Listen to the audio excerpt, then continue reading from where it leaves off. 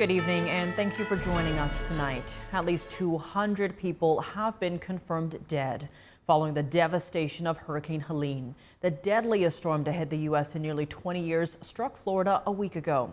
Recovery efforts are ongoing as officials continue to search for missing people. NTD's Christina Corona tells us the latest. Hurricane Helene has now claimed 202 lives. More than half of the deaths have occurred in North Carolina. Up to an estimated 20 feet of rushing floodwaters decimated entire communities there. As of Thursday afternoon, the fatalities include at least 98 deaths in North Carolina, 19 in Florida, 33 in Georgia, 39 in South Carolina, 11 in Tennessee, and 2 in Virginia, according to an NBC News tally. Hundreds remain missing and authorities are struggling to identify some of the victims. Buncombe County reports that many residents remain isolated due to a lack of services. We're continuing to find people. We know we have pockets of people who are isolated due to landslides and bridges out. So they are disconnected but not missing. Power, Wi-Fi, and phone coverage remains a barrier to connections.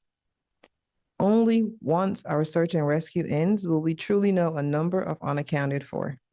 President Biden traveled to Florida and Georgia Thursday to survey storm damage caused by the hurricane. The federal government has provided over $20 million to Hurricane Helene survivors. More than 5,000 federal personnel have been deployed, including 1,500 from FEMA. So far, FEMA has delivered 9 million meals, 11 million liters of water, 150 generators, and 260,000 tarps to the affected region. Georgia Governor Brian Kemp announced the suspension of the state's gas tax on Thursday. He said this will save Georgians up to 32 cents a gallon on regular gasoline and 36 cents a gallon on diesel fuel.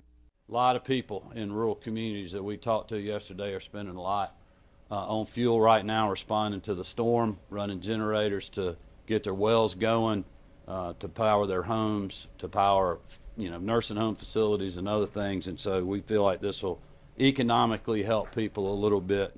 South Carolina Commissioner of Agriculture Hugh Weathers said farmers who dealt with the drought earlier this year are now facing this disaster as harvest time approaches. The parts of the state hit by Helene are mainly livestock, trees, forage, poultry. We've had some damage to cotton and pecans as well. Pecans in the low country. There are also reports of some produce losses for our fall produce crops. Weathers said it will take time to evaluate the damage to farms, but he reported that at least 300,000 chickens died in the storm, and a pecan farmer in Edgefield County lost all their trees. Florida residents who lost their homes express how devastating and overwhelming the experience has been. Catastrophic, devastating, heartbreaking, to this magnitude. None of that explains what happened here. Well, the first thing I could not see was my roof line. I knew just as soon as we got around the first curve, I couldn't see my roof. I said, it's not there. Just haven't had time to get over. I dare you, Debbie, and now it's just compounds all of that. As of Thursday morning, near 1 million customers were still without power, according to poweroutage.us, with the majority of these outages are in the Carolinas. Helene's swift floodwaters destroyed numerous power poles and electrical lines, requiring significant infrastructure rebuilding before power can be restored. However, FEMA announced Tuesday that satellite capabilities have been deployed in each affected county, along with satellite radios and phones to assist local officials. Christina Corona, NTD News. The government says funds for dealing with natural disasters are running low. This comes as victims are now getting $750 checks to buy critical supplies. Will Congress be pressured to head back to D.C. to sign off on more FEMA funding? NTD's Melina Weiskup reports. FEMA does not have the funds to make it through the season. DHS Secretary Alejandro Mayorkas told reporters the agency is using the funds it has to deal with the aftermath of Hurricane Helene. FEMA providing $750 for folks who need immediate needs being met, such as food, baby formula, and the like. And you can apply now for anyone who's watching this who has been affected. President Biden said he'll likely ask Congress to give FEMA more money, as another disaster could happen before the hurricane season ends on November 30th. Congress already signed off on $20 billion for FEMA last month. Now some lawmakers are questioning whether the money is going where it should.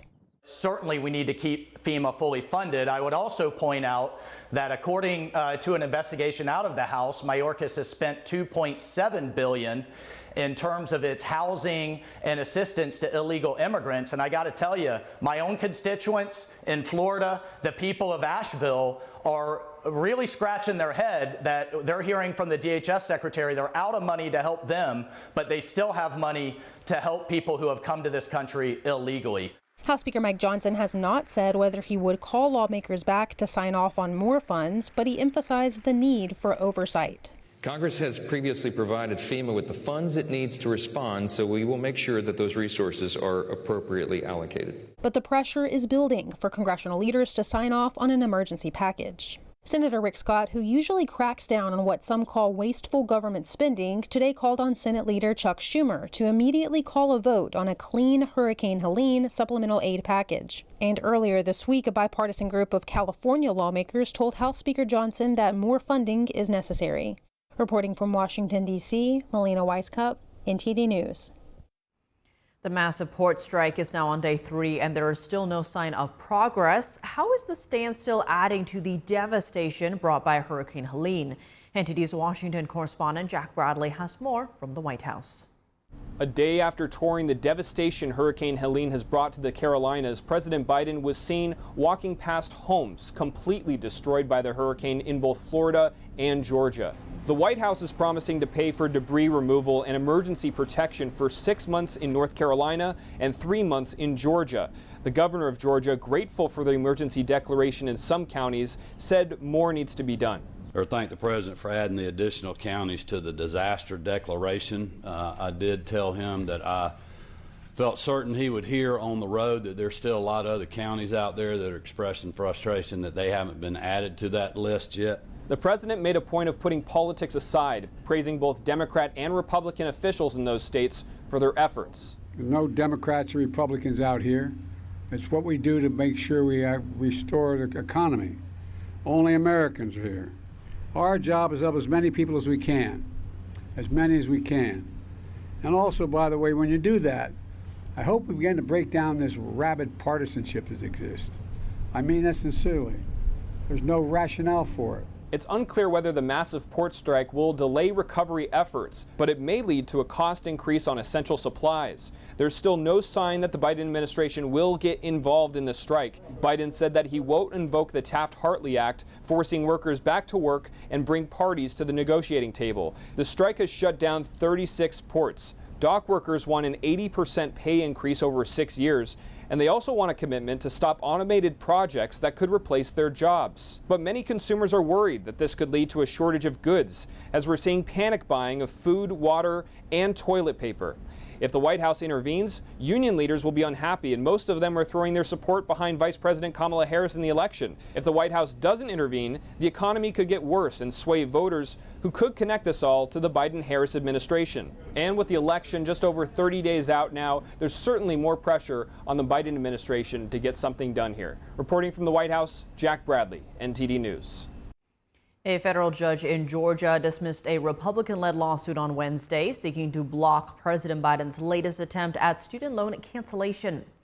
U.S. District Court Judge J. Randall Hall decided not to extend the month-long pause on the cancellations, ruling that the Republican-led states didn't have the legal right to sue. He said Georgia didn't prove it was significantly harmed by the new plan. Hall sent the case to Missouri, where the states on Thursday submitted a filing asking the court to block Biden's plan. In the meantime, the Biden administration is free to move the plan forward, which could start as early as Friday, though it would likely take days or weeks to carry out. If successfully implemented, Biden's plan would cancel at least some student loan debt for an estimated 30 million borrowers. A proposal to ban non-U.S. citizens from voting will be on the ballot next month in several states. The measure could have a significant impact in swing states, North Carolina and Wisconsin. Idaho, Iowa, Kentucky, Missouri, Oklahoma, and South Carolina will also consider the amendment to their state constitutions. 17 municipalities, including San Francisco and Washington, D.C., currently allow legal non-citizens to vote in local but not federal elections. Critics of the proposal say federal law already prohibits non-citizens from casting ballots. Supporters say the measure addresses voter concerns about record levels of illegal crossings at the U.S.-Mexico border. They also cite the recent discovering of potential non-citizens on voter rolls in some states. A D.C. federal judge releases special counsel Jack Smith's latest filing in the 2020 election case against former President Trump. NTD's Daniel Monahan reports on the 165-page document, which uses new evidence to paint Trump's alleged actions as those of a private citizen. Today, an indictment was unsealed. Wednesday's release comes after special counsel Jack Smith filed a reworked indictment in response to the Supreme Court's presidential immunity ruling. He later asked Judge Tanya Chutkan to permit an additional lengthy filing to further explain why Trump's alleged actions were not part of his official duties. Smith refiled the same charges, but states that the alleged scheme to overturn the election was a private one. The filing includes an allegation that a White House staffer heard Trump tell family members that it doesn't matter if you won or lost the election, you still have to fight like hell. It also alleges that on January 1st, 2021, Trump told his Vice President Mike Pence that people, quote, are gonna hate your guts and think you're stupid. This if Pence didn't use his role presiding over the congressional certification of the election result to benefit Trump. Trump has pleaded not guilty to 4 criminal charges, accusing him of a conspiracy to obstruct the congressional certification of the election, defraud the U.S. out of accurate results, and interfere with Americans' voting rights. Prosecutors working with special counsel Jack Smith presented evidence to argue that the charges against Trump should stand. This despite the Supreme Court's ruling that former presidents have broad immunity for official actions taken while in office. Prosecutors aim to demonstrate that the remaining allegations fall outside the scope of this immunity. Former President Trump reacted to the release, calling it pure election interference, speaking on News Nation. This was a weaponization of government, and that's why it was released 30 days before the election. And it's nothing new in there, by the way. Trump spokesperson Stephen Chung blasted the disclosure, saying, "This entire case is a partisan, unconstitutional witch hunt that should be dismissed entirely, together with all of the remaining Democrat hoaxes." Daniel Monahan, NTD News. Vice President Kamala Harris is joined by former Wyoming Congresswoman Liz Cheney in Wisconsin today for a campaign event. NTD correspondent Jason Blair is on the ground in Ripon, where the event is being held. Kamala Harris and former Republican Congresswoman Liz Cheney are here in Ripon, Wisconsin. Now, Cheney officially endorsed Harris September and is here in Ripon to help Harris round up more support from independent and Republican voters. The theme for today's rally is Country Before Party. Liz Cheney's father, former Vice President Dick Cheney, also endorsed Harris in September. The two are probably the highest profile Republicans to do so far. The event is outdoors at Ripon College with a couple hundred people. There is some overflow spectators sitting in the lawn behind the main sitting area. I spoke with 2 attendees who are excited to be able to see Harris visit Wisconsin. You know, I'm glad she's here. I think it's important to put yourself in communities where it's kind of a mixed bag, you know? Yeah, and there are so many Kamala voters here. We're just thrilled to be here today. Ripon, Wisconsin, home of about 8,000 people, is considered by many to be the birthplace of the Republican Party. At a small schoolhouse in 1854, a meeting was held that's said to be the catalyst of today's GOP. The Harris campaign announced Thursday that 20 Wisconsin Republicans endorsed Harris, ranging from former state officials to community leaders. And polling averages by Real Clear Politics are showing Harris and Trump virtually tied, with Harris leading by less than 1%. Reporting in Ripon, Wisconsin, Jason Blair, NTD News. Campaigning in the key swing state of Michigan, former President Trump vows to bring auto jobs back while urging Americans to vote early. It comes as Trump is set to travel to Georgia tomorrow and North Carolina next week to assess the impact of Hurricane Helene. NTD's Iris Tao has more from Trump's rally in Saginaw, Michigan. As early mail-in voting has now started in the key swing state of Michigan, former President Trump on Thursday held a rally in the bellwether county of Saginaw, urging voters to vote early. You want to go out and get that ballot, return it as soon as possible. Trump also touted his economic platform With the best job numbers ever. and praised his running mate's debate performance. I drafted the best athlete. It comes as Senator J.D. Vance says the Republican National Committee is working to ensure integrity in this year's election. I believe that we are going to have the safest and most secure election in 2024 that we've had, because the RNC is fighting for election integrity in a way that it frankly wasn't 4 years ago. And Trump doubling down on saying he won in 2020. We won. We won. If I thought I lost, I wouldn't be doing this again. You know where I'd be right now? On the beaches of Monte Carlo, maybe, or someplace. This rally comes just a day after Special Counsel Jack Smith released new details in his case against Trump in the 2020 election interference case, saying that Trump, quote, resorted to crimes to stay in office. But Trump firing back by calling the new court filing election interference and, quote, old information that should not have been released prior to the election. And on Thursday, Trump announced that next week he will be traveling to North Carolina with dates to be determined to not disrupt local rescue efforts. He has been criticizing the administration's response to Hurricane Helene, and that is expected to be a point during his upcoming trip. Reporting from Saginaw, Michigan, Iris Tao, NTD News.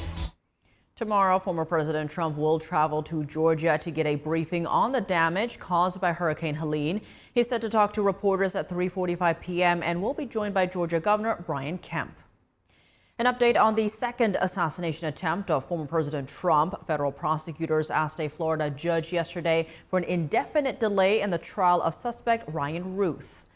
Prosecutors cite a vast amount of evidence that still needs to be reviewed. Ruth allegedly positioned himself with a rifle outside Trump's West Palm Beach Golf Club on September 15th. He was discovered by a Secret Service agent and arrested. Prosecutors say they've conducted interviews, executed search warrants, and seized evidence. They requested more time, designating the case as complex. Ruth has pleaded not guilty to all charges, including attempted assassination.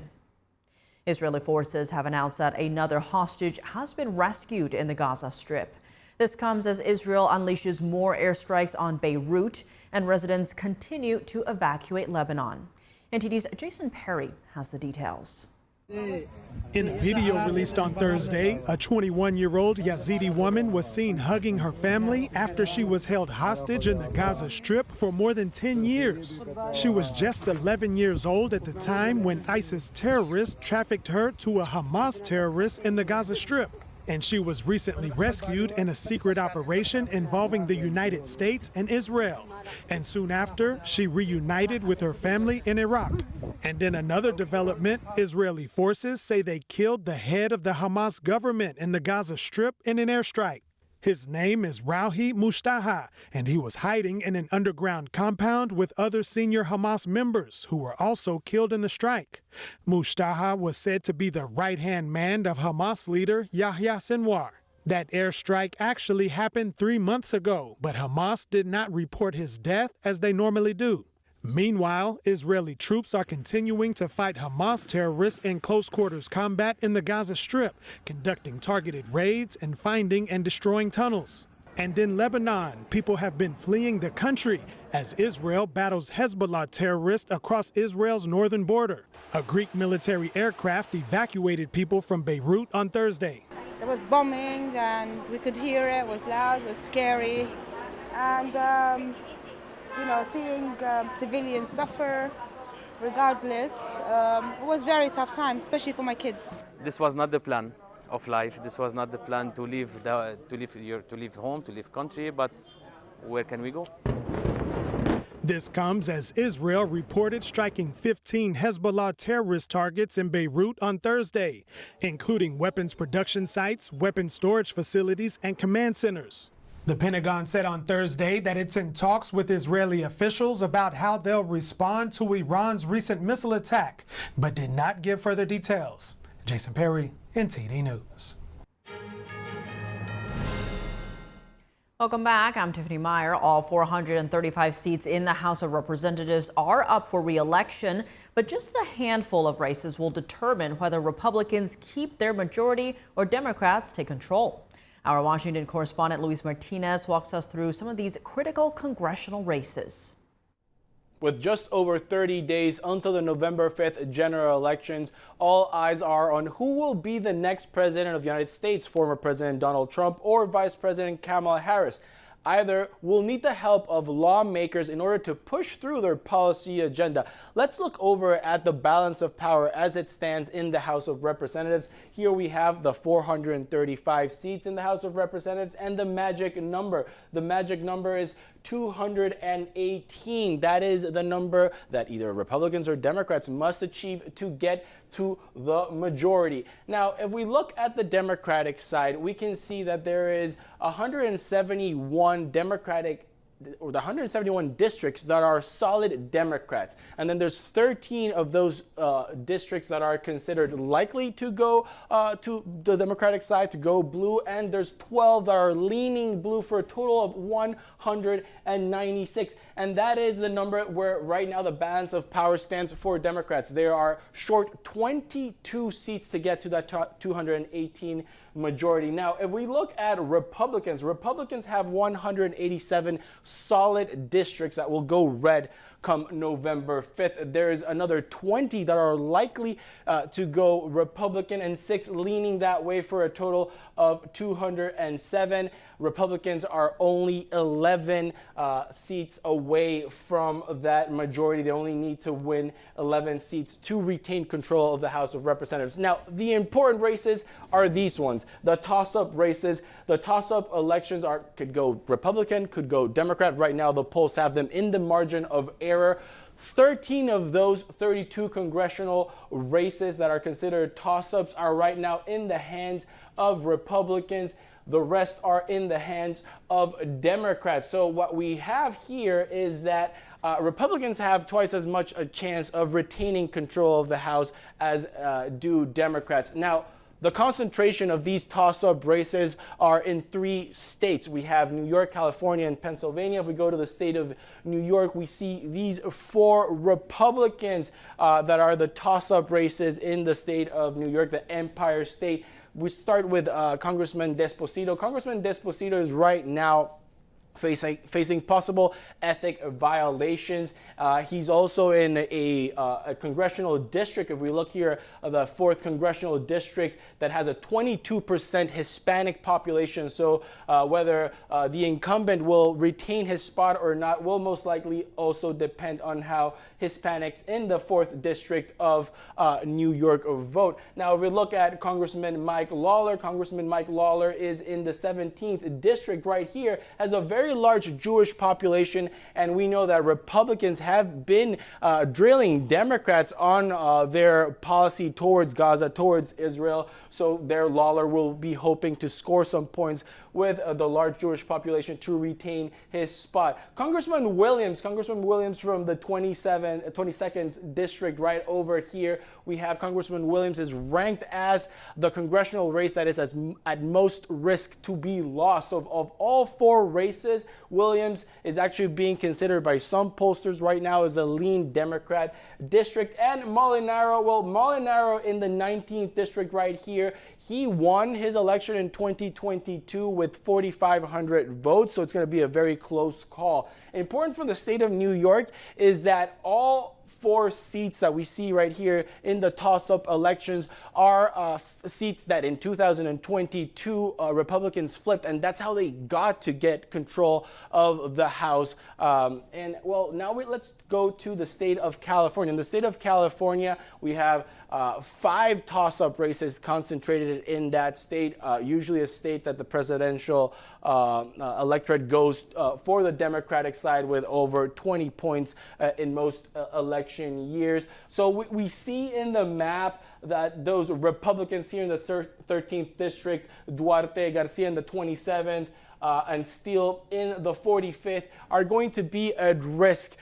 Republicans will have to find a good pitch for those Californian voters for them to keep them going to Capitol Hill come January 2025. And lastly, let's look at the state of Pennsylvania. There's only 3 congressional toss-up races in the state of Pennsylvania, but Pennsylvania is a very important battleground state.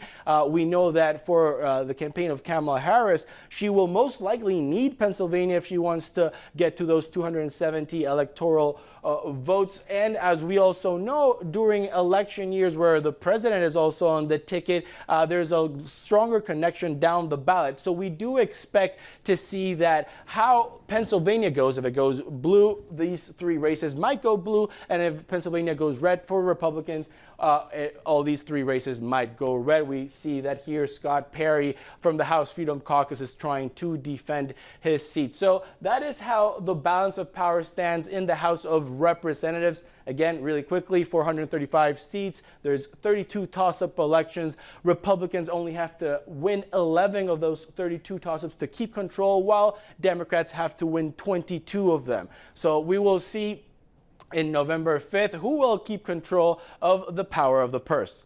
Back to you.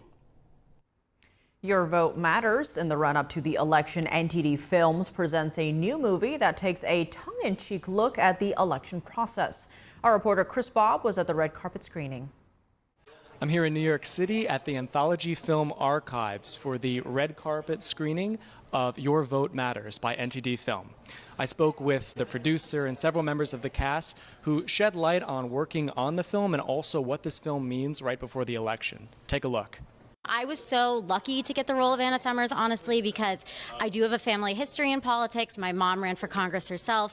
My mom actually read the entire script and was like, oh my God, like this is exactly how politics is. Like there's no lies in it. It's exactly how the political system works. And she was like, I'm just so glad that you get the opportunity to bring this character to life because it is a movie that people need to see to truly understand the political system. There is an election coming up in November, and make sure that you use this film as your excuse to make sure that you're registered to vote. James Orfanos, producer of Your Vote Matters, says the film was designed to be both entertaining and informative, educating audiences about the electoral process. Here, Anna Summers is running for a small-town mayor, so one of the arguments we're making is, especially on a small scale, 10, 15 votes in some of these towns can sway an election. We're also trying to teach people about the electoral process. So Anna Summers starts off knowing nothing about politics. And then she ends up running for mayor. As she goes on that journey, learning about how to run for mayor, how to gather support, how to raise money, hopefully the audience is right there with her. Rachel Frost, who plays Mary DeLuca, Anna's friend and a campaign volunteer, shared that she initially had little knowledge of the electoral process. The film has opened her eyes to how the system works and gives her hope. Seeing Anna go through this journey, you can see how challenging it really is, especially if you don't have money, you have no experience, you don't have people who can really guide you through the process. And it's easy to feel defeated when you see things happening that frustrate you or that disappoint you and just want to throw up your hands and be like, you know what, there's something I can do about it. And I think it's a good reminder for all of us that even just by voting, you don't have to run for office, but you can if you want. Just by voting, you're making a difference. To watch the film, you can go to ntd.com/cinema or epictv.com. From New York City, I'm Chris Bob. Joining us now to discuss the strike's impact on small businesses is the founder and CEO of the U.S. Hispanic Business Council, Javier Palomares. Javier, thank you so much for joining us. Great to see you again. To begin, this is the first major strike since 1977, impacting everything from bananas to car parts. With cargo ships lining up outside waiting for the strike to end, where do you see the current state of the negotiations? You know, sadly, things don't appear to be moving in any kind of positive direction. I'm hopeful that we can find a resolution that both parties can live with. To your point earlier, you know, this is a significant strike. Some 45,000 longshoremen and dock workers have gone off the job. And to put a little bit more kind of context into it, this runs from ports in Maine all the way down to Texas. And I mean, think about it: New York, Boston, Philadelphia, Baltimore, Charleston, Savannah, Miami, New Orleans, all the way to Houston. And you can kind of get a sense of the gravity and the enormity of this thing. When it comes to the negotiations between the federal government and the union, what would a fair deal look like in your view? You know, I would want to get into that. I think it's important for us to recognize that there's plenty to go around in this particular industry. I think that, you know, we certainly need to keep the rights and the needs of workers front and center. I'm hopeful that the government will, in fact, aid in a resolution. I think there is a place for the public and private sector to work together on this for the good of the American economy and certainly for the good of the American people, particularly right before holiday season. And this strike is estimated to cost up to $5 billion per day. What could be the impact on businesses, especially small businesses? You know, that's the crux of it.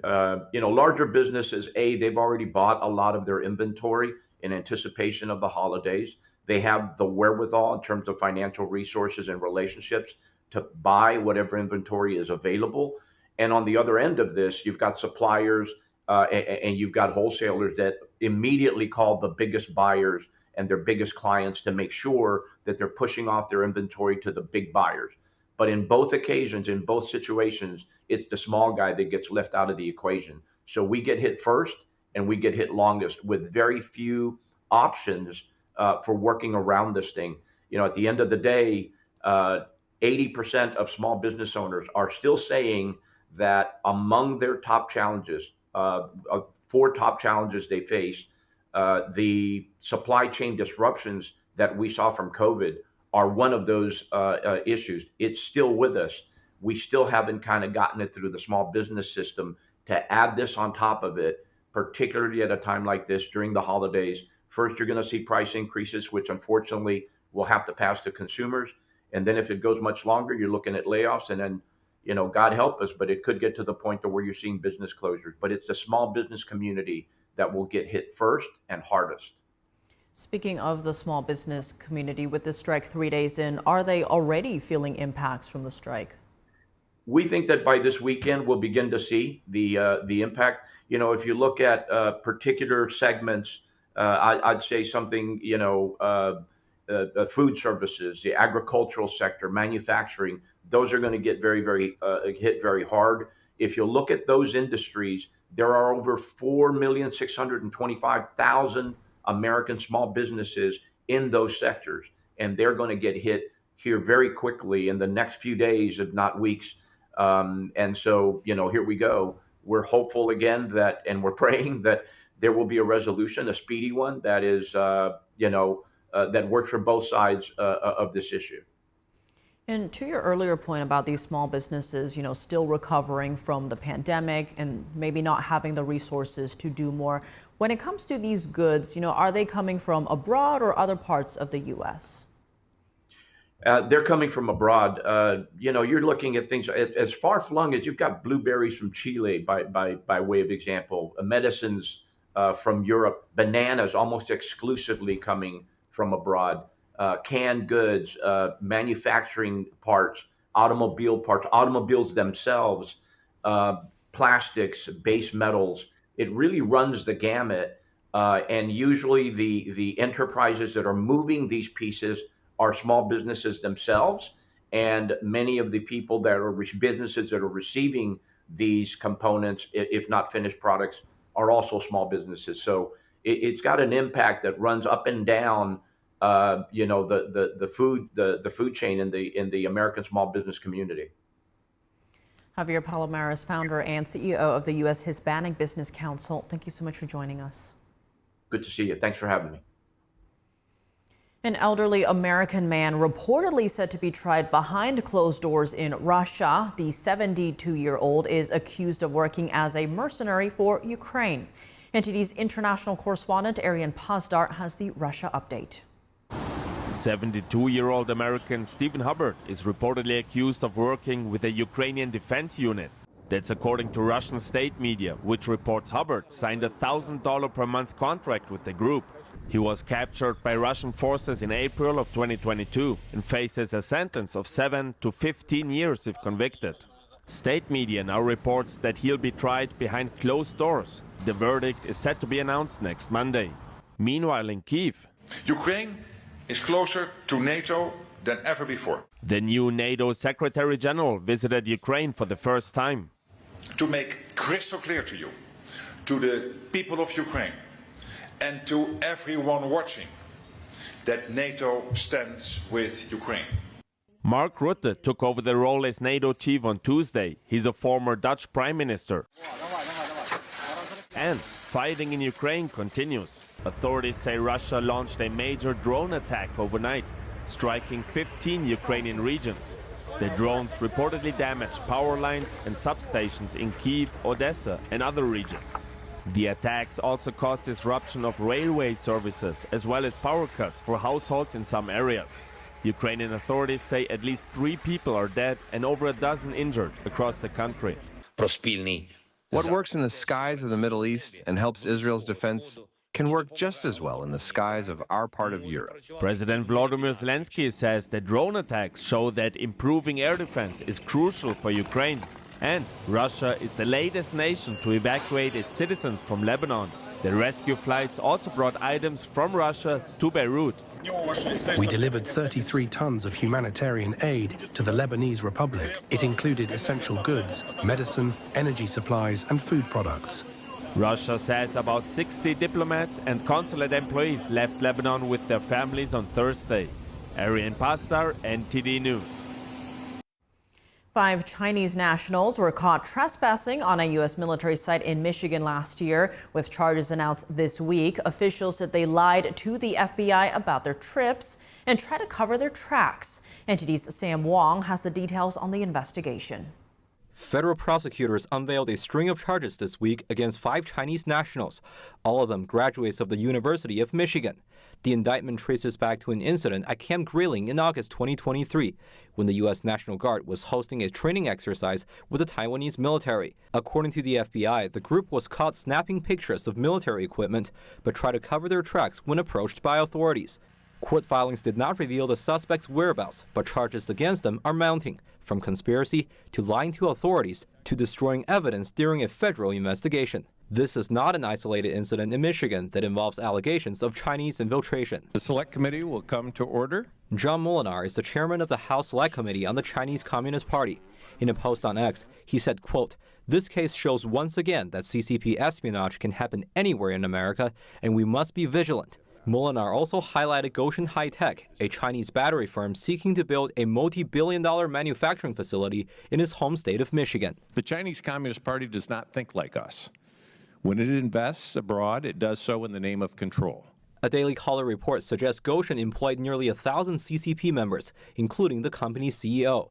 That's while it receives hundreds of millions of dollars worth of tax incentives from the state of Michigan. I've said from the beginning that I want to see this area have more jobs and investment, but we must not welcome companies that are controlled by people who see us as the enemy. Meanwhile, the CCP's influence is expanding across the U.S., from allegedly planting an agent in the New York governor's office to infiltrating American universities and research institutions. A recent congressional study finds institutions, including UCLA and UC Berkeley, have helped advance the Chinese military and its technology. In September, the House of Representatives passed 25 bills aimed at protecting Americans from threats posed by the CCP. Sam Wong, NTD News.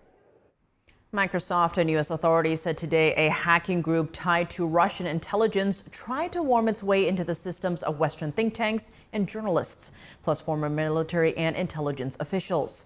Cyber espionage experts call the group Star Blizzard. A U.S. court unsealed documents today authorizing Microsoft and the Department of Justice to seize over 100 website domain names linked to the group. This followed a lawsuit filed by Microsoft and a nonprofit tech organization that investigated Star Blizzard. Microsoft said Star Blizzard's actions were persistent and sophisticated. The group often did detailed research on its targets. They targeted its victims with emails that appeared to come from a trusted source to gain access to internal systems and steal information. It's a tactic known as spear phishing.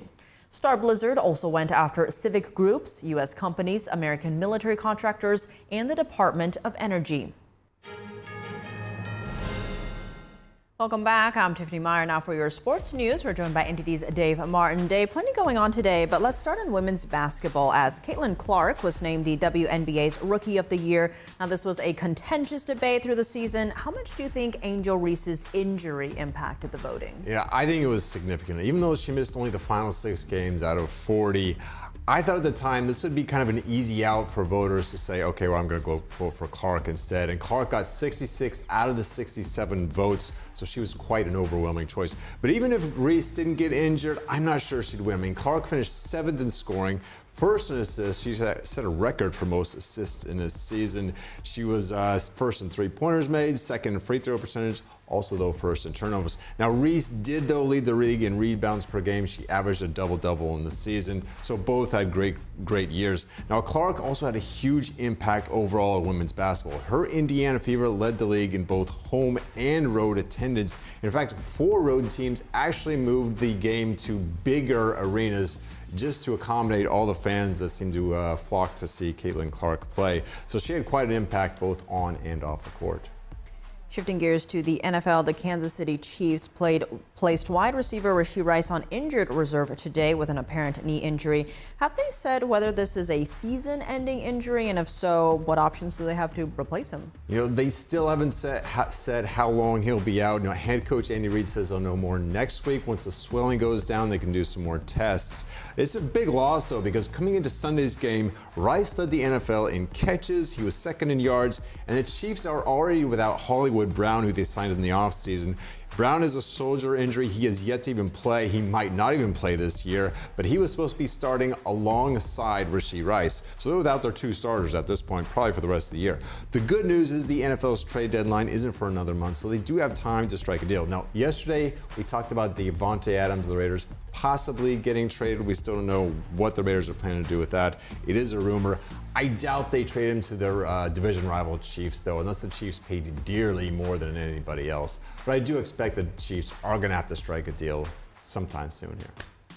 Well, moving to baseball news, the wild card round is down to just 1 series left, with the Mets and Brewers playing the divisive Game 3 tonight in Milwaukee.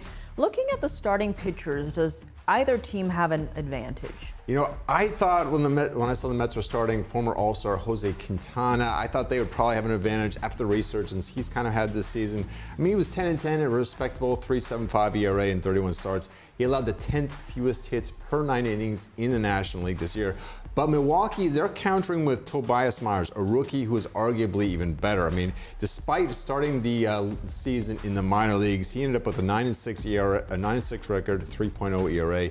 He really found his groove sometime around June, and ever since then, he's been one of the best pitchers, one of the better pitchers, I'll say that, in the National League. And the Brewers are already counting on another rookie. That's 20-year-old Jackson Chourio, who had a pair of very much-needed home runs yesterday in the Brewers' win. The game starts tonight at 7 o'clock, so just in a few minutes, I'm expecting another back-and-forth contest. Well, Dave, as always, thanks for joining us. Well, thank you, Tiff. And that's all for today's news. For round-the-clock coverage, visit us at ntd.com or download our NTD app. Thanks for tuning in. I'm Tiffany Meyer. Good night.